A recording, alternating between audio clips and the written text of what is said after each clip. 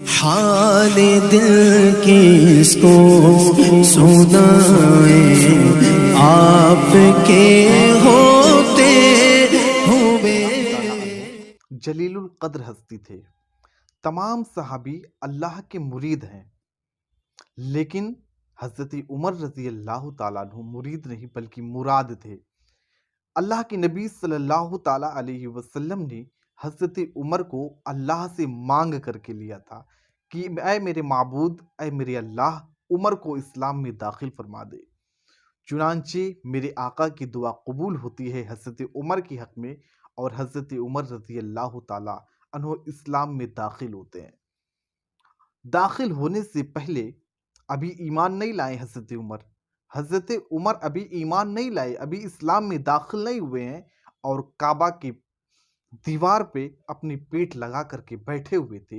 एक चुगलखोर, एक काफिर, एक मक्का का बदबख्त आदमी हज़रत उमर के पास आता है और बताता है, ऐ उमर, तुम्हें कुछ खबर है? कहा, क्या बात है? कहा, तुम आराम से पीठ लगा करके बैठे हुए हो और यहाँ मुसलमानों की तादाद बढ़ती जा रही है, हत्ता की 39 हो गए हैं।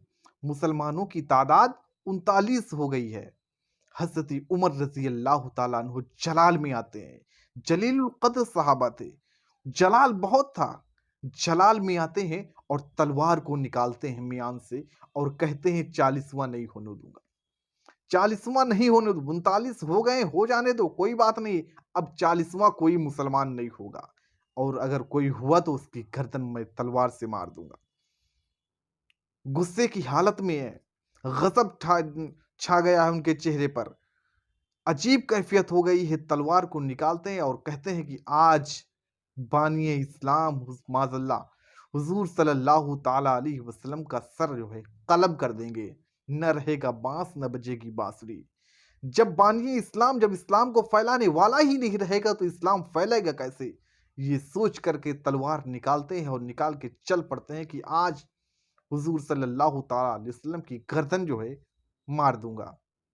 रास्ते में जा रहे थे, एक आदमी मिला और देखा कि हज़रत उमर गुस्से में हैं, मिजाज कुछ ठीक नहीं लग रहे हैं। पूछा, कहाँ जा रहे हो? कहा, आज जो है बानिए इस्लाम को ख़त्म करने जा रहा हूँ। आज एकदम से ख़त्म कर दूँगा, सुन-सुन कर परेशान हो गया हूँ, आज एकदम ख़ात्मा कर दूँगा। उस आदमी ने कहा कि वहाँ जाने से पहले अपने घर की तो खबर ले लो। तुम्हारे घर में तुम्हारी बहन मुसलमान हो चुकी है, तुम्हारी बहनोई, तुम्हारे बहनोई जो है ईमान ला चुके हैं। इतना सुनना था कि हज़रत उमर फारूक के नीचे से ज़मीन खिसक गई कि मेरे घर भी ये सब हो रहा है और मैं बाहर जा रहा हूँ खात्मा करने। रास्ता बदल देते हैं। पहले हुजूर सल्लल्लाहु अलैहि वसल्लम के पास जाने का इरादा करके निकले थे, अब रास्ता बदल दिए, अब घर की तरफ चल दिए हैं। घर पहुंचते हैं, दरवाजा बंद है, अंदर से कुरान की तिलावत हो रही है, अंदर से कुरान की सूरतें पढ़ी जा रही हैं, उसकी आवाज बाहर आ रही है। दरवाजे को खटखटाते हैं गुस्से की आलम में। अंदर सबको पता चल जाता है कि हजरत उमर किस हालत में आए हुए हैं। जल्दी जल्दी कुरान मुक़द्दस को छुपाया जाता है, उनकी बहन और बहनोई छुपाते हैं, और दरवाजे को जब खोला जाता है तो पूछते हैं हज़रत उमर कि अंदर क्या पढ़ा जा रहा था, अंदर क्या हो रहा था? उनकी बहन कहती है कि नहीं नहीं, कुछ नहीं हो रहा था। बात को टालने की कोशिश करती हैं, लेकिन हज़रत उमर के गुस्से को देख करके बताना पड़ता है कि यहाँ कुरान की तिलावत हो रही थी। हज़रत उमर को गुस्सा आता है, जलाल में आते हैं, बेतहाशा मारना शुरू करते हैं अपनी बहन को। सर फूट जाता है, खून निकलने लगता है, इतना मारते हैं।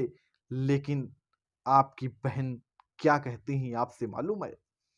हज़रत उमर की बहन हज़रत उमर से कहती है, उमर, जिस बाप के बेटे तुम हो, उसी बाप की बेटी मैं भी हूँ। जितना गुस्सा तुम्हारे अंदर है, उतना मेरे अंदर है। जो खून तुम्हारे अंदर दौड़ रहा है, वही खून मेरे अंदर भी दौड़ रहा है। जितना मारना हो मार लो, लेकिन मेरे अंदर से मोहम्मद मुस्तफ़ा सल्लल्लाहु अलैहि वसल्लम की मोहब्बत कम नहीं हो सकती है।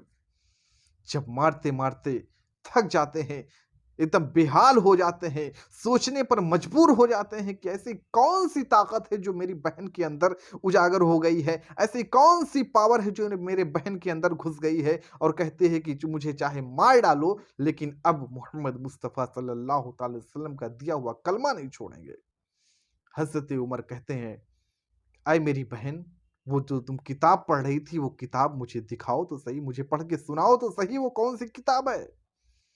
आपकी बहन कहती है, अय उमर, ये किताब कोई नापाक नहीं छू सकता है। पहले तुमको गुस्ल करना होगा, पहले तुमको नहाना होगा, तब जाकर के तुम इस काबिल बनोगे कि किताब को छुओ। हज़रत उमर गुस्ल करते हैं, नहाते हैं। इधर इनका जिस्म धुल रहा था, उधर अल्लाह रब्बुल आलमीन इनके दिल को धो रहा था। चुनांचे नहा करके देखते हैं कुरान मुक़द्दस को, कहते हैं ज़रा पढ़ करके तो सुनाओ। कि क्या पढ़ रहे थे? कुरान की तिलावत की जाती है, दिल की दुनिया बदल जा रही है। कहते हैं, ऐ मेरी बहन, मुझे मोहम्मद अरबी के पास ले चलो। मुझे मेरे मोहम्मद अरबी के पास ले चलो, मेरे आका के पास ले चलो। अब बहनोई हज़रत उमर को लेकर के मेरी आका की बारगाह में जाने के लिए तैयार। चले जा रहे हैं, चले जा रहे हैं। मेरे आका के पास तमाम सहाबा बैठे हुए थे।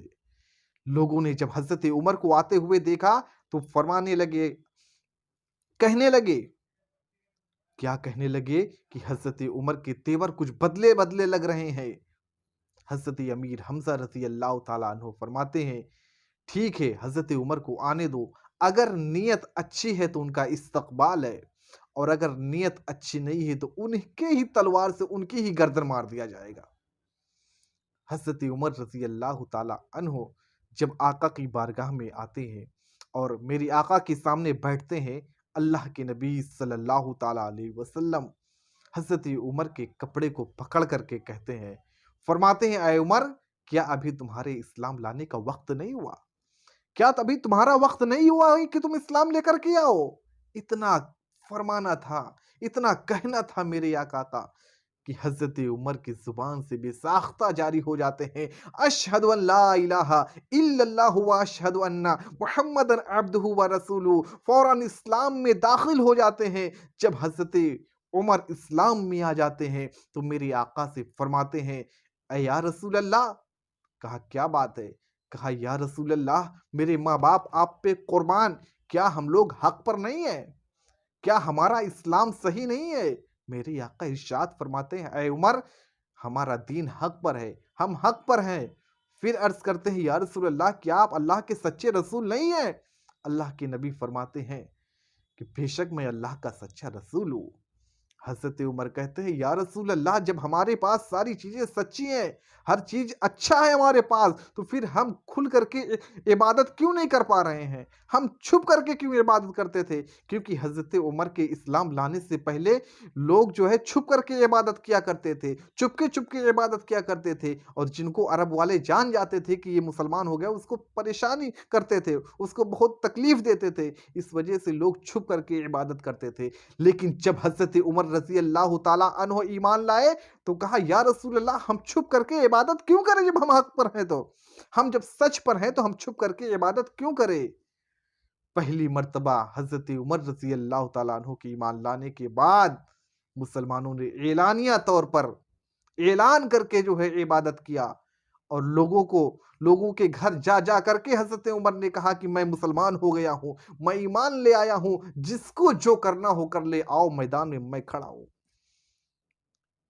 हज़रत उमर रज़ी अल्लाह ताला अन्हु के ईमान लाने के बाद किसी की हिम्मत नहीं होती थी कि किसी मुसलमान की तरफ आँख उठा करके देख ले। किसी की तरफ आँख उठा करके देख ले। अरब में जो सबसे बड़ा डॉन जिसको समझा जाता था, जो सबसे बड़ा डॉन था, अपने आप को डॉन कहलवाता था, अबू जहल, वो भी हज़रत उमर फारूक रज़ी अल्लाह ताला अन्हु से डरता था। उसकी हिम्मत नहीं होती थी कि चूँ चेरा कर दे।